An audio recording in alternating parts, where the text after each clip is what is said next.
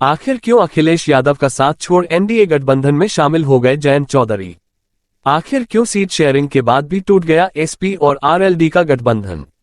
इन उठते सवालों के बीच समाजवादी पार्टी के प्रमुख अखिलेश यादव ने गठबंधन टूटने की बड़ी वजह बताई। जयंत चौधरी को लेकर अखिलेश यादव ने पहली बार बयान दिया।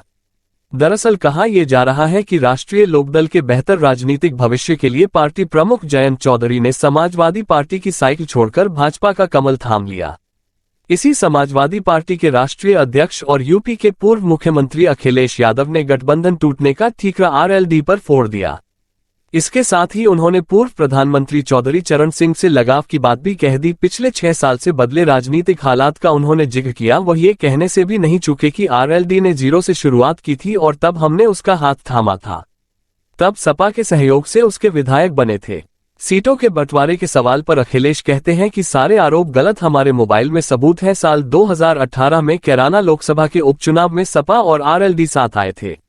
आरएलडी के सिंबल पर, आरएलडी के निशान पर तबस्सुम हसन जीतकर लोकसभा पहुंची थी। 6 साल बाद आरएलडी के एनडीए के साथ चले जाने पर संभावनाओं के बीच गठबंधन टूट गया।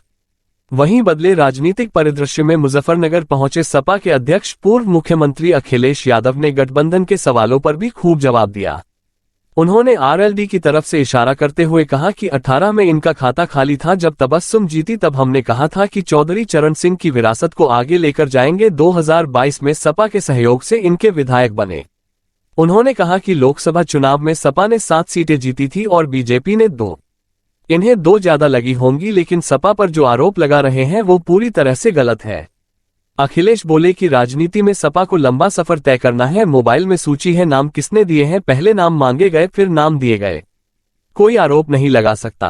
पूर्व सीएम अखिलेश यादव ने यह भी कहा कि समाजवादी पार्टी पर प्रत्याशी थोपने का आरोप लगाना भी गलत है। पूर्व सांसद हरेंद्र मलिक उनकी पार्टी से बात कर रहे थे, फिर हम भी बात करते। अगर जयंत के परिवार का सदस्य चुनाव लड़ता तो हरेंद्र मलिक चुनाव नहीं लड़ते, उनसे प्रत्याशी मांगे गए थे। इसके साथ ही पूर्व सीएम अखिलेश यादव ने यहां तक कहा कि एक तरफ भाजपा सरकार चौधरी चरण सिंह और स्वामीनाथन को भारत रत्न दे रही है और दूसरी तरफ किसानों का उत्पीड़न कर रही है। वर्तमान में कुछ किसान दुखी हैं, सब कुछ बांधकर दिल्ली जा रहे हैं। किसानों को भाव और नौजवानों को रोजगार चाहिए। किसानों के ऊपर संकट है, मल्टीनेशनल कंपनीज दबाव बना रही हैं, कंपनियां बाजार पर कब्जा कर रही हैं। गन्ना किसानों के फसलों का वाजिब दाम नहीं मिल पा रहा है, किसानों को एमएसपी मिलना चाहिए। सपा अध्यक्ष ने कांग्रेस से सीट बंटवारे के बाद भी कहा कि हमारे पास अभी भी 63 सीटें हैं, जो भी गठबंधन में आएगा उसका स्वागत है। आसपा के अध्यक्ष चंद्रशेखर के सवाल पर उन्होंने कहा कि पार्टी में राय लेंगे। कांग्रेस की सीटें बढ़ाने के सवाल पर आरएलडी की तरफ इशारा करते हुए उन्होंने कहा कि जो सीट छोड़ देंगे तो किसी को तो देनी है।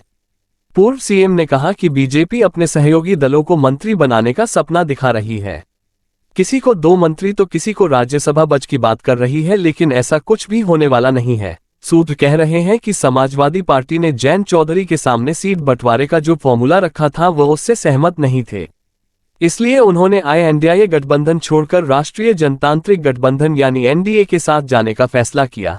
सपा ने आरएलडी को 7 सीटें देने की बात कही थी, लेकिन सपा का प्रत्याशी हमारा सिंबल तुम्हारा दाव जयंत चौधरी की नाराजगी की बड़ी वजह बना। सपा ने आरएलडी को जो 7 सीटें देने का वादा किया था उनमें मेरठ, कैराना, मुजफ्फरनगर, मथुरा, हाथरस, बागपत, बिजनौर और अमरोहा की सीटें थी। सूत्र कह रहे हैं कि सपा ने जयंत को इनमें से 4 सीटें कैराना, मुजफ्फरनगर, बिजनौर और मेरठ के लिए अपने प्रत्याशियों की सूची थमा दी थी। यानी इन सीटों पर सिंबल तो राष्ट्रीय लोकदल का रहता, लेकिन प्रत्याशी समाजवादी पार्टी का। जयंत चौधरी को ये डील मंजूर नहीं थी। दूसरी ओर बीजेपी ने पूर्व पीएम चरण सिंह को भारत रत्न देकर जयंत के दिवंगत पिता अजीत सिंह का सपना पूरा कर दिया था। इसके अलावा बीजेपी ने आरएलडी को बागपत और बिजनौर लोकसभा सीट और 1 राज्यसभा सीट और यूपी सरकार में प्रतिनिधित्व देने की पेशकश की थी। कहा यह भी गया कि जयंत चौधरी को बीजेपी की डील अच्छी लगी और उन्होंने एनडीए के साथ जाने का फैसला कर लिया। आपको बता दें कि वेस्टर्न यूपी में जाट समुदाय का करीब 17% वोट है और लोकसभा में 27 सीटें इसी क्षेत्र से आती हैं। जयंत चौधरी आरएलडी का वेस्टर्न यूपी में प्रभाव है, इंपैक्ट देखने मिलता है। उनके साथ आने पर बीजेपी को इस क्षेत्र में फायदे की उम्मीद है। दरअसल 2019 के लोकसभा चुनाव में बीजेपी को उत्तर प्रदेश में जिन 16 सीटों में हार मिली थी उनमें से वेस्टर्न यूपी की ही 7 सीटें थी। बीजेपी मुरादाबाद मंडल भी की सभी 6 सीटें हार गई थी। वहीं बीजेपी के साथ आने के बाद आरएलडी को भी फायदा होगा, ऐसा कहा जा रहा है। वेस्टर्न यूपी में जाट वोट अब तक बीजेपी और आरएलडी के बीच बढ़ता रहा है। मुजफ्फरनगर दंगों के बाद से जाट वोटों का बड़ा हिस्सा बीजेपी के पाले में आ गया। इसी का नतीजा ये रहा कि 2014 और 2019 में लोकसभा चुनाव में आरएलडी की बागपत, मथुरा, मुजफ्फरनगर, बिजनौर, कैराना, मेरठ जैसे गढ़ में हार देखनी पड़ी थी। दोनों ही बार आरएलडी के एक भी सदस्य लोकसभा नहीं पहुंच पाए थे। बीजेपी और आरएलडी के साथ आने से जाट वोटों का जो बंटवारा है वह रुकेगा।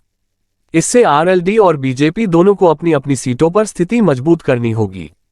बहरहाल अखिलेश यादव का ये बयान चर्चा का विषय बना हुआ है, क्योंकि पहली बार उन्होंने जमकर आरएलडी को, जयंत चौधरी को जवाब दिया। आप यह वीडियो सब्सक्राइब करें और बेल आइकन को दबाना ना भूलें। बाकी की खबरों के लिए देखते रहिए खबरवाला 24 न्यूज़।